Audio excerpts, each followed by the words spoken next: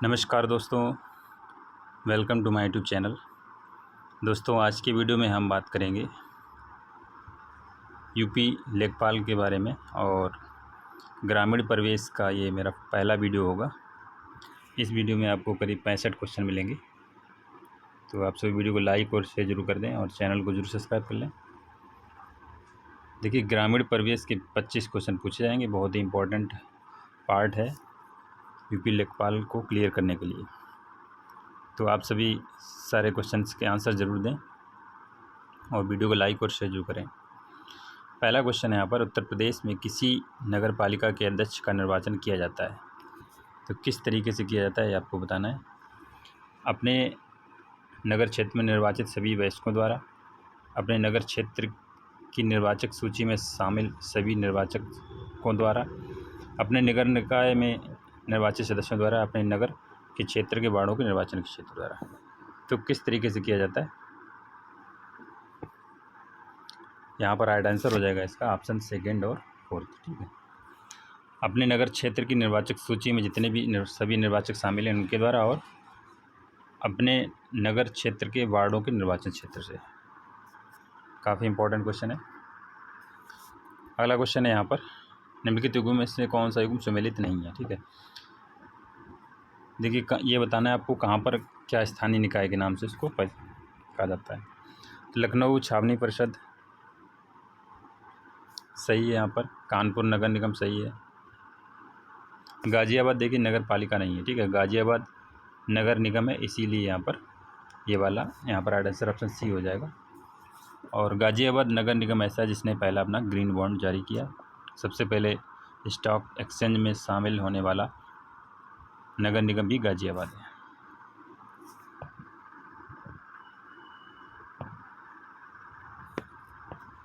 अगला क्वेश्चन है, भारतीय संविधान का अनुच्छेद 40 राज्य को सार्थक कदमों हेतु परामर्श देता है। आर्टिकल 40 है, वो क्या कहता है? वो कहता है ग्राम पंचायतों की संगठन के संबंध में है ये। ऑप्शन यहाँ पर बी सही हो जाएगा। अगला क्वेश्चन है, पंचायत समिति के सदस्य। पंचायत समिति के सदस्य कैसे चुने जाते हैं, ये यहाँ पर पूछा गया है। पंचायत समिति के सदस्य जो होते हैं जनता द्वारा प्रत्यक्ष रूप से चुने जाते हैं। पहला ऑप्शन यहाँ पर सही हो जाएगा। अगला क्वेश्चन है, पंचायती राज को संवैधानिक स्थिति प्रदान करने के लिए संस्तुति निम्न में से किस कमेटी द्वारा दी गई थी। कमेटी का नाम पूछा अगर, ये है SM सिंघवी समिति है, इसके द्वारा दिया गया था SM सिंघवी समिति। और ये कब आई थी? 1986 में आई थी, 1986 में। बलवंत राय मेहता समिति आप सभी जानते हैं 1957 में आई है। अशोक मेहता समिति 1970 में आई है। और GVK राव कमेटी जो है 1985 में आई है। भारत में स्थानीय शासन के विषय में निम्नलिखित में से कौन सा सही नहीं है, ये आपको बताना है कौन सा सही नहीं है। भारतीय संविधान के अनुसार परिसंघीय प्रणाली में स्थानीय शासन जैसा कोई स्वतंत्र कोटि नहीं है। स्थानीय निकायों के 30% स्थान स्त्रियों के लिए आरक्षित हैं। स्थानीय शासन के लिए वित्त का प्रबंध एक आयोग करता है, या स्थानीय निकायों के लिए निर्वाचन का निर्धारण एक आयोग करता है। तो यहाँ पे ऐसे कौन सा सही नहीं वो आपको बताना है। राइट आंसर पहले से ही हो जाएगा, बाकी सारे सही हैं। अगला क्वेश्चन है, अशोक मेहता समिति ने पंचायत राज के लिए किस प्रतिमान की संस्तुति की थी। देखिए, अशोक मेहता समिति ने 2 स्त्री पंचायत प्रतिमान की संस्तुति की थी, एक तो जिला स्तर पर और एक ब्लॉक स्तर पर। ठीक है, ये अगर बलवंत राय मेहता समिति की बात करें तो दोनों 3 स्तर पे बोला था, ग्राम स्तर पर, ब्लॉक स्तर पर और जिला स्तर पर। अगला क्वेश्चन है यहाँ पर, 1957 में किस समिति ने भारत में त्रिस्तरीय पंचायती राज की संस्तुति की थी। अभी मैंने बताया बलवंत राय मेहता समिति। ग्राम स्तर पर ग्राम पंचायत, और ब्लॉक स्तर पर पंचायत समिति, और जिला स्तर पर जिला परिषद। संविधान की 11वीं अनुसूची निम्नलिखित में से किससे संबंधित है। देखिए, 11वीं अनुसूची संबंधित है पंचायती राज से, और अगर 12वीं पूछी जाए तो ये नगर पालिका से हो जाएगी। विकेंद्रीकरण प्रणाली की सिफारिश किसने की थी? विकेंद्रीकरण प्रणाली की सिफारिश की थी बलवंत राय मेहता समिति ने, जो कि 1957 में आई थी। निम्नलिखित में से कौन पंचायतों की वित्तीय स्थिति का पूर्वावलोकन करने के लिए वित्त आयोग का गठन करता है? वित्त आयोग का गठन कौन करता है? तो ये यहाँ पर राइट आंसर हो जाएगा, राज्य का राज्यपाल यहाँ पर वित्त आयोग का गठन करता है। जैसे कि केंद्र में वित्त आयोग का गठन राष्ट्रपति करता है, राज्य में राज्यपाल करता है। अगला क्वेश्चन है, संविधान के किस अनुच्छेद के अंतर्गत महिलाओं के 1/3 प्रतिनिधित्व की गारंटी देता है? आर्टिकल पूछा गया है जहाँ पे महिलाओं को 33% आरक्षण जो दिया गया है, 1/3। तो यहाँ पर हो जाएगा 243 घ, यानी 243 डी। नेक्स्ट है, ग्राम सभा का अभिप्राय है। ग्राम सभा का अभिप्राय पूछा गया, ग्राम स्तर की पंचायत क्षेत्र के निर्वाचक नामावली में पंजीकृत लोग, जितने भी ऐसे लोग हैं जिनका कि निर्वाचक क्षेत्र में जो भी है पंचायत में निर्वाचन नामावली उनका नाम है, वो हमारे ग्राम सभा के अंतर्गत आएंगे। निम्नलिखित में से कौन सा तत्व मूल लोकतंत्र से संबंधित है? लोकपाल, अंतर्राज्यीय परिषदीय, पंचायती राज पद्धति या क्षेत्रीय राजनीति। तो इसमें राइट आंसर हो जाएगा पंचायती राज पद्धति। राज्य का वित्त आयोग कैसी है? संवैधानिक संस्था है, असंवैधानिक है? वित्त आयोग देखिए संवैधानिक संस्था होती है। 15 का यहाँ पर सी राइट आंसर हो जाएगा। अगला क्वेश्चन है, निम्नलिखित में से कौन पंचायतों की संरचना को निर्धारित उपबंध करने के लिए अधिकृत है? राइट आंसर हो जाएगा यहाँ पर 16 का बी, राज्य का विधानमंडल। पंचायती राज व्यवस्था बनाई गई थी, किस लिए बनाई गई थी? 17 का राइट आंसर ऑप्शन डी यहाँ पर से हो जाएगा, लोकतंत्र की शक्तियों के विकेंद्रीकरण के लिए बनाई गई थी पंचायती राज संस्था।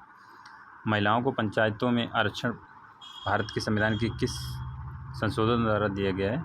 तो ये दिया गया 73वां संविधान संशोधन के द्वारा दिया गया। 73वां संविधान संशोधन 1992 में हुआ था, लागू जो हुआ था वो हुआ था 24 अप्रैल 1993 से, इसलिए 24 अप्रैल को पंचायती राज दिवस के रूप में मनाया जाता है। अगला क्वेश्चन, निम्नलिखित में से किसे भारतीय स्थानीय स्वशासन का जनक माना जाता है? स्थानीय स्वशासन का जनक माना जाता है किसको? लॉर्ड रिपन को। लॉर्ड रिपन को यहाँ माना जाता है स्थानीय स्वशासन का जनक। भारतीय संविधान के अनुच्छेद 243 ZJ के अनुसार सहकारी समिति के निदेशकों की अधिकतम संख्या कितनी हो सकती है? ये हो सकती है 21। पंचायती राज किस सूची का विषय है?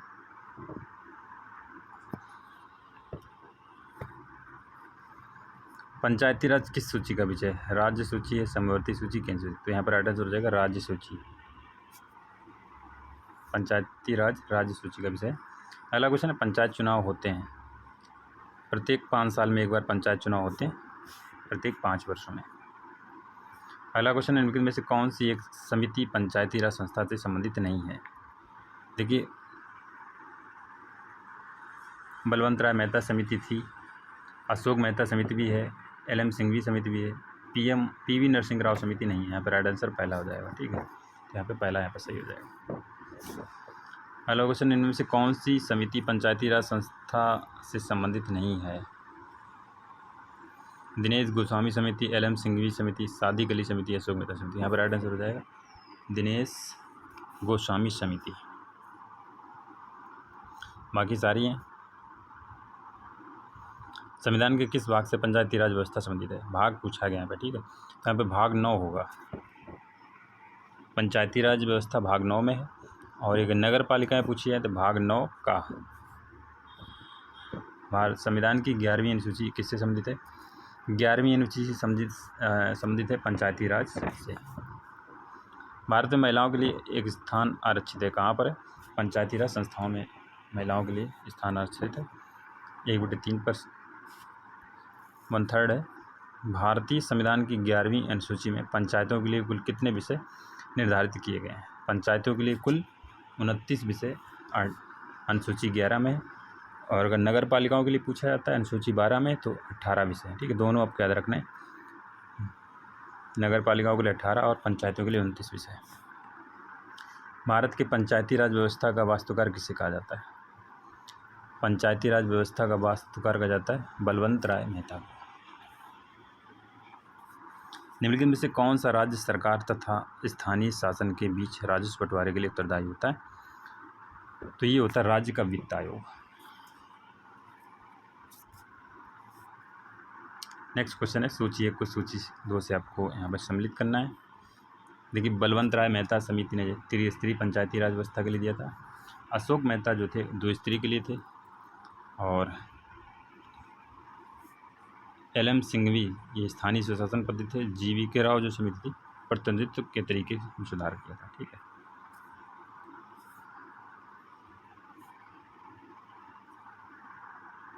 तो यहाँ पर राइट आंसर 31 में जो है यहाँ पे C वाला राइट आंसर हो जाएगा। भारत के संविधान में पंचायतों तथा नगर पालिकाओं से संबंध 43वें और 74वें संवैधानिक संशोधन जब हुए उसमें भारत के प्रधानमंत्री कौन थे? उस समय भारत के प्रधानमंत्री पूछा गया है। भारत के प्रधानमंत्री थे PV नरसिंह राव। पंचायती राज का मुख्य उद्देश्य क्या होता है? इसका उद्देश्य होता है लोगों को राजनीतिक जागरूकता बढ़ाना। भारत में पंचायती राज प्रणाली की शुरुआत कब हुई थी? तो ये हुई थी 2 अक्टूबर 1959 को राजस्थान के नागौर से। भारत में पंचायती राज प्रणाली की शुरुआत कहाँ से हुई थी? अभी मैंने बताया नागौर राजस्थान से हुई थी 2 अक्टूबर 1959 से। पंचायती राज का प्रधान लक्ष्य क्या है? पंचायती राज का प्रधान लक्ष्य है ग्रामवासियों में शक्ति का विकेंद्रीकरण। ब्लॉक स्तर पर पंचायत समिति है। ब्लॉक स्तर पर पंचायत समिति ये पूछा गया क्या है? तो ये है यहाँ पर प्रशासनिक प्राधिकरण है। ब्लॉक स्तर पर पंचायत समिति प्रशासनिक प्राधिकरण है। अगला क्वेश्चन है पंचायती राज का डैश के अंतर्गत स्वशासन की इकाई के रूप में संगठित किया गया था। तो पंचायती राज जो थी भारतीय संविधान के 73वें संविधान संशोधन के अंतर्गत स्वशासन की इकाई के रूप में संगठित किया गया था। भारत में पंचायती राज प्रतिनिधित्व करता है, क्या करता है? शक्तियों का विकेंद्रीकरण, लोगों की हिस्सेदारी, सामुदायिक विकास। तो यहाँ पर राइट आंसर सारे ही हो जाएगा, ऑप्शन डी सही हो जाएगा। सरकार की पंचायती राज प्रणाली की प्रमुख विशेषताएं क्या हैं, ये आपको बताना है। तो इसकी प्रमुख विशेषताएं होंगी, इनमें सरकार की 3 श्रेणियां होती हैं, सही है। इसका लक्ष्य गाँव को सामाजिक और आर्थिक न्याय प्रदान करना, ये भी सही है। जिला परिषद में इसके सदस्य के रूप में कुछ सांसद होते हैं, भी सही है। तो यहाँ पर राइट आंसर ऑप्शन डी सही हो जाएगा। भारतीय संविधान का कौन सा अनुच्छेद राज्य की सरकारों के ग्राम पंचायतों के गठन के लिए निर्देश देता है? तो अनुच्छेद 40 हो जाएगा। पंचायती राज की त्रिस्तरीय प्रणाली कौन कौन सी है? ग्राम पंचायत, पंचायत समिति और जिला परिषद। यहाँ पर राइट आंसर ऑप्शन डी सही हो जाएगा। यदि पंचायत भंग होती है तो किस अवधि के अंतर्गत निर्वाचन होंगे? 6 माह के अंदर निर्वाचन हो जाने चाहिए। अशोक मेहता समिति ने पंचायती राज के लिए किस प्रतिमान की संस्तुति की थी? देखिए, अशोक मेहता ने 2 स्तरीय की है और बलवंत राय मेहता ने 3 स्तरीय की है। भारतीय संविधान के किस भाग में नगर पालिकाओं के संबंधित प्रावधान है? तो अभी मैंने बताया था, अगर पंचायती राज से पूछा जाए तो भाग 9 हो जाएगा, नगर पालिकाओं के लिए भाग 9 का हो जाएगा। ठीक है, भारतीय संविधान के किस भाग में ग्राम पंचायतों की गठन की बात की गई? ग्राम पंचायतों के भाग 9 में की गई है, नगर पालिकाओं के भाग 9 का हो जाएगा। 73वें संविधान संशोधन द्वारा संविधान में कौन सी अनुसूची जोड़ी गई थी? तो 11वीं अनुसूची जोड़ी गई थी, जिसमें कि नगर पंचायतों के बारे में बात की गई और उसमें 29 विषय हैं। किस संविधान संशोधन द्वारा पंचायती राज संस्थाओं को संवैधानिक दर्जा प्रदान किया गया था? संवैधानिक दर्जा प्रदान किया गया था 73वां संविधान संशोधन द्वारा। ये कब हुआ था? 1992 में हुआ था, लेकिन लागू जो हुआ था वो 24 अप्रैल 1993 से हुआ था, इसलिए 24 अप्रैल को पंचायती राज दिवस के रूप में मनाया जाता है। भारत में निम्नलिखित में से किसके अंतर्गत पंचायती राज प्रणाली की व्यवस्था की गई थी? पंचायती राज प्रणाली की व्यवस्था की गई है नीति निर्देशक सिद्धांत के अंतर्गत की गई।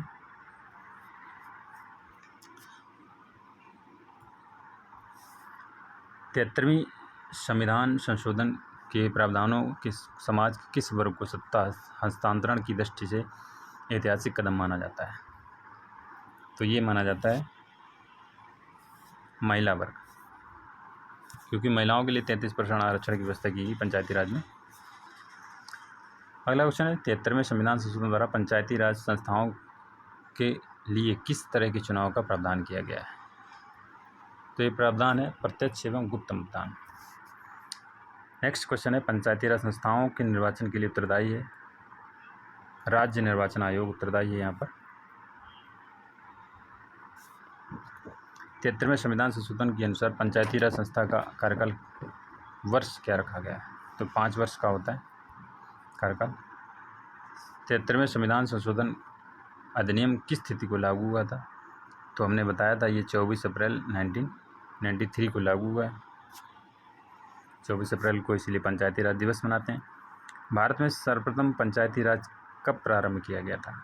तो ये प्रारंभ किया गया था 1959 से, 2 अक्टूबर 1959 से राजस्थान के नागौर से। भारत में सर्वप्रथम पंचायती राज व्यवस्था आरंभ कहाँ से की गई थी? राजस्थान से की गई थी। भारत में पंचायती राज की त्रिस्तरीय व्यवस्था का अनुमोदन किस समिति के द्वारा किया गया है? त्रिस्तरीय जो है बलवंतराव मेहता समिति, अशोक मेहता समिति, 2 स्त्री हैं। यहाँ पर राइट आंसर हो जाएगा पहला। जिस समिति में लोकतांत्रिक विकेंद्रीकरण और पंचायती राज की सिफारिश की, उसका सभापति कौन था? उसका सभापति पूछा गया है, उसका सभापति था बलवंतराव मेहता।